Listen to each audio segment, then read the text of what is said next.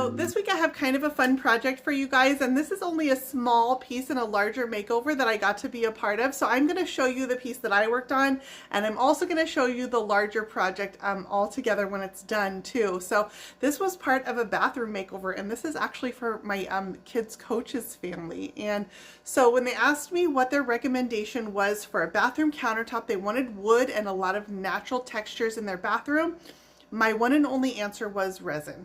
That would be my choice if I was putting in a bathroom countertop, so that was my recommendation as well. So they had a beautiful butcher block countertop, and we're going to make it bathroom ready by applying resin and all the protection to it.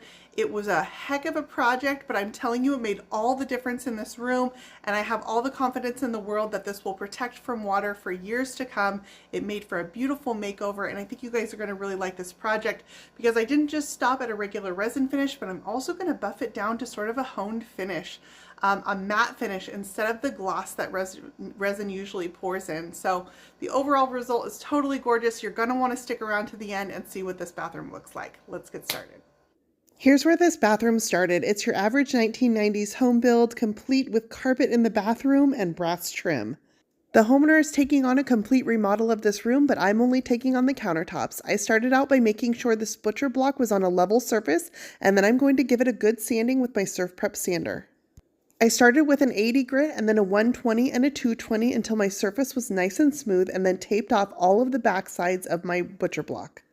Before I work with resin, I like to protect my skin using Wiesel Furniture Salve. This is a hemp oil-based formula that I rub over my hands before putting my gloves on, and if any holes appear in my gloves, my skin will be protected from the resin. I'm going to be pouring Amazing Clear Cast Plus resin from Alumilite, and I chose this because it's a clear formula that has UV resistance that's going to keep the resin from ambering over time. Ambering is a natural process for resin to experience, and you can avoid it by using the UV protectant resin and also keeping it out of exposure to direct UV light. I mix equal parts of A and B together in a cup and stir them thoroughly. There is a calculator on the Alumilite website that will tell you about how much resin you'll need for the surface area you plan to pour. This resin has an open time of about 45 minutes, so with all of this butcher block to pour, I need to get to work quickly. I start out by pouring it over the top. This is a raw acacia butcher block, and this is off the shelf from Lowe's. It's their Allen and Roth collection, and it's made of acacia.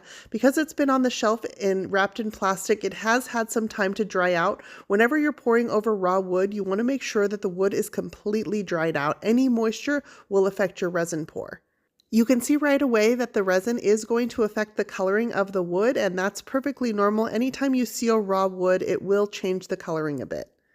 With my resin poured over the top, I'm using a silicone bowl scraper to spread it out evenly, and then I'm using my gloved hand to rub the resin inside of the holes that have been cut for the sink plumbing.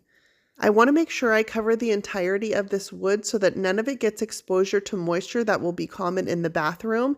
And there is raw wood grain inside some of these holes, so I'm using my gloved hand to massage it into that grain to make sure it's completely coated. Once I have the larger piece done, I'm moving over to a smaller piece of countertop. This is going to be where a laundry chute goes, and I'm going to spread that over top using my same bowl scraper. I start by using my bowl scraper and just scraping that resin out in a nice thin even coat over the entire surface, and I'm not flooding it over the edges until the very end. The reason I'm waiting to do that is because it's going to start causing it to drip over those edges, and because I'm still working around the surface, it will be more chances for me to step in it and create a bigger mess in my workspace, so I wait until the very end to do that. Once I've got a coat over the flat surfaces, I'm going to just use a cheap, inexpensive brush that I plan to throw away after using this, and I'm going to use that to help massage some of that resin into that wood grain inside this hole that's been cut. And now is when I'm going to start bringing that resin from the center and out onto those edges, making sure those are thoroughly coated in the resin as well. Once that resin starts around the edges, it's going to start to drip, so I'm going to step away and try to keep away from the surface. I'm coming back with my blowtorch, and I'm going to heat over the entire surface to remove any air bubbles. I left my workspace for 24 hours and let this completely dry, and came back the next day, and I'm going to give this a light sanding using my Surf Prep Random Orbital Sander. This is a wet sanding with water mixed with a tiny bit of dish soap to act as a lubricant to help my sander glide over the surface, and a fine grit pad. I'm going to wipe this down with some isopropyl alcohol, and now this smooth surface is ready for my second coat of resin. My second coat of resin is going to be a repeat of the first coat. I'm mixing the same resin, Amazing Clear Cast Plus from Alumilite, and I'm mixing about 24 ounces, and this was enough to cover all of the surfaces plus all of the backsplash pieces.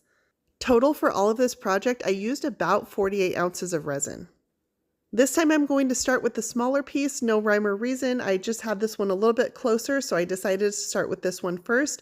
I pour a little bit of that resin over top and smooth it out with my same bowl scraper. You can see that light sanding I did over the surface of the resin caused it to dull the finish. Resin usually dries to a high shine, and now it's got a nice matte sheen to it, and it's perfectly smooth. This final coat is going to be my flood coat, and that's just to perfect the surface on the resin and give me the glass-like finish that I want. I am going to come back and buff it again because my customer didn't want that glossy finish. She actually wants a matte sheen to it.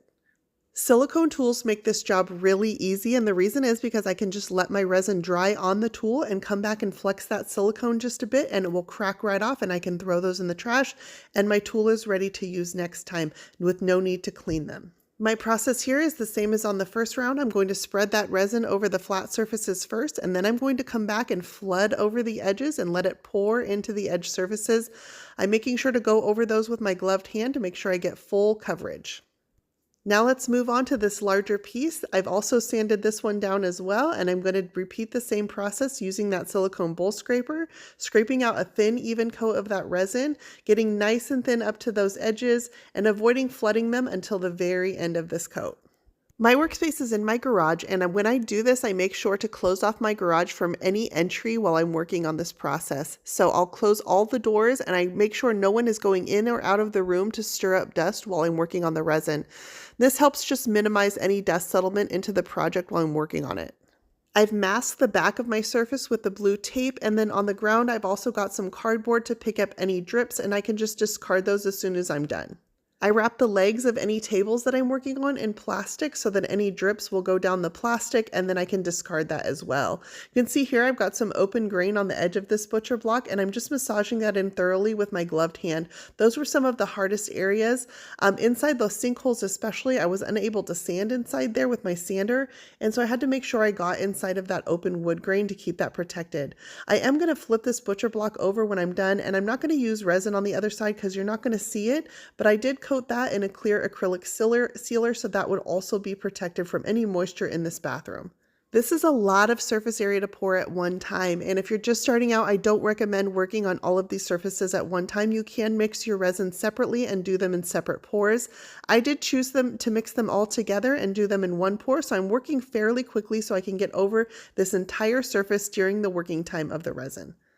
I had just enough left in my cup to get to the edge of this piece, and now I'm going to refine this and make sure all of those edges are nice and flooded, and go ahead and let that resin start dripping and leveling out. The resin is a liquid, and so it's going to start to self-level on its own, and so you want to get it onto the surface, and then all of that dimpling that you see here will start to level out while that resin is still in its liquid form. Once it starts to solidify, you really need to stop working with the resin or you will cause more grief than you help. Once that's had a few minutes to level out, I can come back with my blowtorch and I'm going to torch over the entire surface. I hold my torch just a little bit away from the resin and make sure I'm moving it the entire time. If you hold it in one place too long, you can singe the resin and cause it to amber. I stepped away from my workspace and let this dry for another 24 hours. I came back and all of my pieces are dry, but remember I want a matte finish on this. So I came back with my water and dish soap mixture and my Surf Prep sander, and I'm going to sand this resin back. I started out with a 220 grit paper on my sander, and I'm going to slowly move up until I'm using just a buffing pad, which is a finer abrasive, to get these to a nice, smooth, matte finish. The dish soap in the water just serves as a lubricant, so any of the debris that's coming off while I'm sanding doesn't get caught in there and start causing divots in that resin. After the 220 grit, I moved up to a abrasive pad on my drill bit, and this is similar to a Scotch-Brite pad, and I'm just using that on a rotary drill bit to go over the surface, and this is the most abrasive of the pads that I'm going to be using. It was the only size I had that didn't fit onto my Surf Prep sander, but thankfully I have this drill bit that it fits right onto, and I made sure to get all of the edges on this backsplash piece as well. I moved back to my Surf Prep sander, and I'm moving up on abrasive pads so they're slowly getting finer and finer and finer. This buffing process did take quite a bit of time to make sure I got it perfectly even and no glossy bits in that resin. I want to make sure that I have a nice, smooth, and even matte finish. So I had to check it from all different directions to see how the light was hitting it to make sure it looked even. The final buffing pad is this white buffing pad that I just attached to the hook and loop pad on my Surf Prep sander.